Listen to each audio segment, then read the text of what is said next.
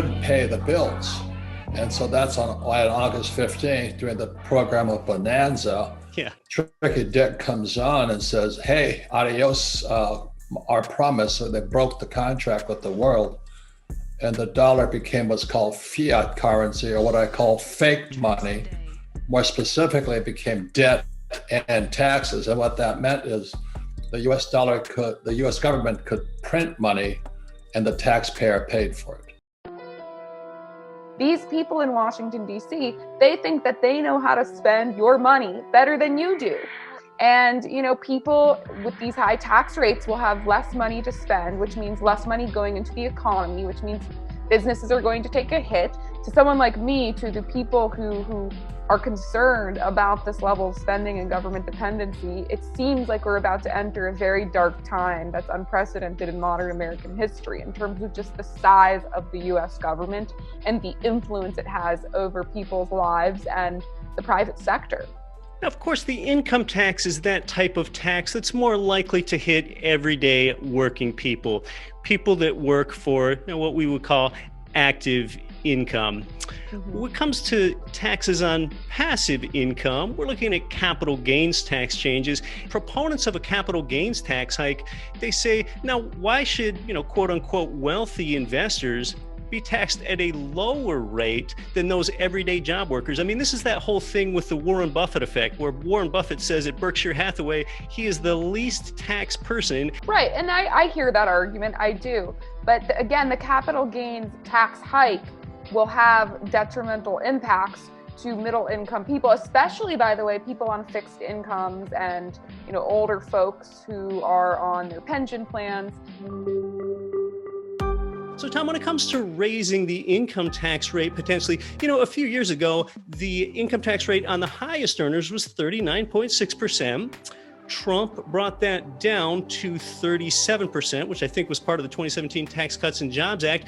And now Biden has, I guess, threatened or stated the wish that he wants to raise that from 37%, which is where Trump lowered to, back up to 39.6%. And of course, this is the federal rate only. So what are your thoughts on the prospects for raising the income tax rate?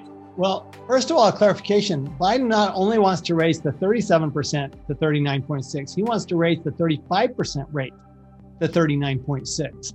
So they tend not to say that in their commercials. They say, well, we're only raising rates on the top earners, but that is not correct. So people in that 35% bracket would go to 39.6. I actually think that is a highly likely change. I'd give it a 90% or better chance of passing, just like I would the corporate income tax going up to 25%. I'd give that a better than even chance of passing as well. Back in the 70s, I was just getting out of the Marine Corps. I was a pilot in Vietnam. And I'd go to my favorite Chinese restaurant, and they had to have whiteout on all the menus because the prices were going up so fast. So I'd go in one day and a price of chow mein would be $1, next day it'd be $2. And so that's where Gerald Ford came up with WIN. I don't know how these stupid bureaucrats in government think people are that stupid, but we are. We still don't know what happened with what caused inflation. We still don't. This expansion has lasted the longest in, I'll use U.S. history, in American history. So maybe it's going to go on forever, but unlikely it never has. So I suspect sometime in the next few weeks, months, things will slow down again and we'll have recessions, which we've had since the beginning of time. There's always an ebb and flow. It's always cyclical. But now with more economies opening up and this increase that we have in demand, besides all the money printing, the currency creation, like you mentioned, it feels to a lot of people like there are more factors there to have monetary inflation. It's not just the United States that's creating currency like crazy. It's an awful lot of world nations. So what are your thoughts with an inflation outlook? Is that something sustainable, or is that just more of a short-term phenomenon, or doesn't it even exist at all? as you well point out, nearly every country in the world is doing it at an unprecedented level. In Japan, the head of the Bank of Japan says he will print unlimited, that's his word, unlimited amounts of money. Everybody is doing it, and historically that has eventually led to inflation. I mean, I don't know if you go shopping, Keith, or not. Maybe your butler does your shopping, but the rest of us know that prices are going up. No matter what it is, for education, groceries, restaurants, entertainment, education, prices are going up again.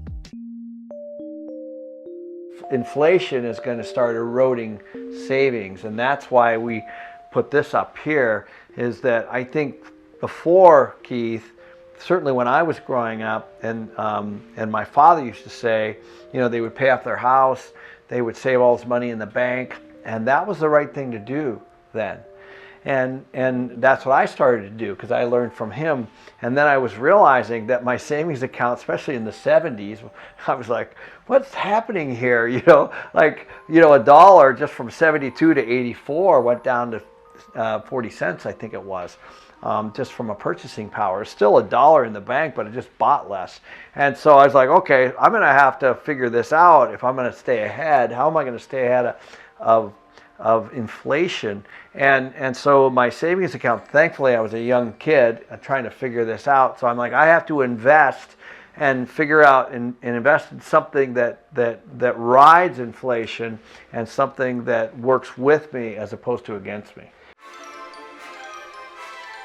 It seems like we have all these, I guess, extremes in the market. We have higher prices, historically low mortgage interest rates, and perhaps what's most chronic is that incredibly low supply.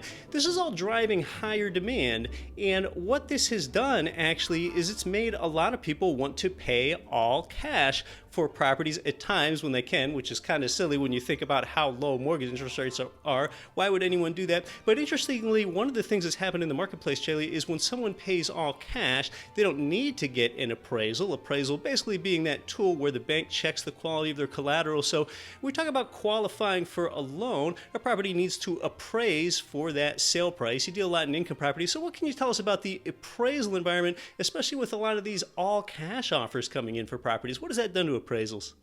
Yeah, so I did a little bit of research about this before our call, Keith, and I took kind of a sampling all over the United States.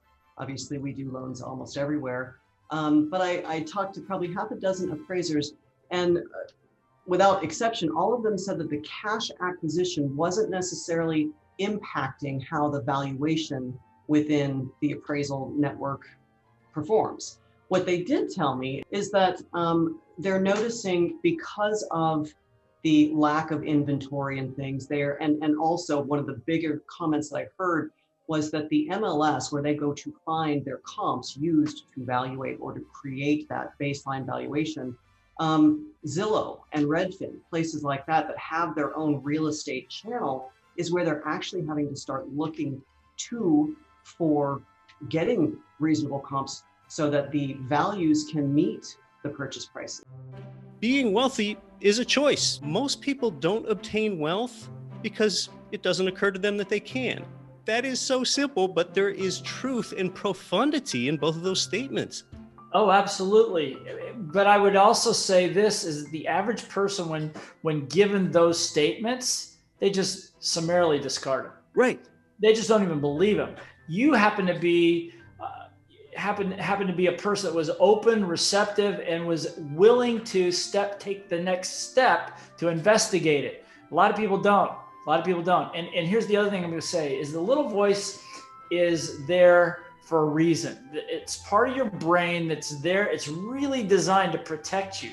It's designed to keep you from hurting yourself, from being scorned, from being criticized, from being hurt, all these things. So it keeps you in this nice, tight little box. Because if you don't venture out, you're not going to get hurt, which is not necessarily true, but that's kind of that's the belief system that goes with it. The most dangerous negotiation is the one you don't know you're in. And as you just said, if the words I want or I need are either in your head or coming across your lips, you are in fact in a negotiation. You're saying it to somebody you're trying to get some cooperation from. If you get good long-term view, you want to at least preserve the relationship. You don't want it to get any worse than it is. because they're always going to have a chance to bite you back if you hurt the relationship. So yeah, negotiation and everything. Well, I'm glad you really mentioned about the outcome beginning with the end in mind, because as you set the table for a negotiation, I really think you want to come from the standpoint of win-win, right? We can both win in this negotiation, because no one wants to be labeled as some bulldog negotiator or a selfish guy, or, oh, that woman burns me in negotiations all the time. Or you don't want to get that, oh yeah, he's great at doing what's good for him. Those are the type of things that you don't want to sour the relationship. Yeah, well, let me add some thoughts to two things you brought up, beginning with the end in mind and also win-win. Yeah. So beginning with the end in mind, that's a good idea, but never be so sure of what you want that you wouldn't take something better. So if you're too focused on an end goal, what that also means is you have tunnel vision and you're going to miss better deals. Now, as human beings, we feel very unsettled, very disruptive if we proceed in a very Zen-like fashion where I don't know where this is going to go. I'm open to anything. Most people can't do that. Most people need to have an end goal in mind to fix on. And that's good as long as your goal is to exceed that end. Then you're not constrained by that goal. So beginning with the end in mind is a human nature issue, and it's one of the interesting points when we wrote Never Split the Difference. Tal says, all right, so what are we going to tell people about goal setting? And we said, don't set a goal. And Tal is a genius dude. He's very analytical, knows human nature. He's like, hold it. You can't do that. Maybe you guys do that, but regular human beings got to have a goal. So we said, all right, your goal is to exceed your goal. I mean, you got to keep an open mind, and you got to understand that if you're really focused on a goal, you got tunnel vision. All right, so that was the first point. Now, the other point that I want to talk about, use the term win-win. We don't use that terminology, although in point of fact, it's what we're talking about. Why don't we use that terminology? What stops us from it? Well, somebody who utters the words win-win in the first 60 seconds of a negotiation, I know is trying to pick my pocket. That is a dead giveaway, red herring sign. Somebody says, let's do a win-win deal. What they really mean is I win, you lose. I'm going to make sure I win. Yeah. So the concept I'm very supportive of, because if you leave the other side feeling like they lost, they are going to find a way to hurt you.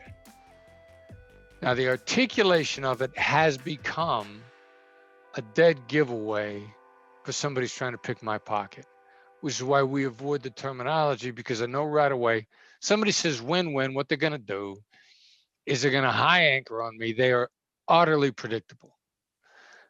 You're going to high anchor. You're not going to expect to stop there. You're going to want to split the difference, meet in the middle, which is where you wanted to be the whole time. And you're conning me. That works on the average negotiator. On the A players, they smell it a mile away. Americans are not saving for retirement. It's going to get worse as people live longer, so you need to think differently, but you can't lose your time. Real estate is the investment vehicle that has created more million and billionaires than anything else.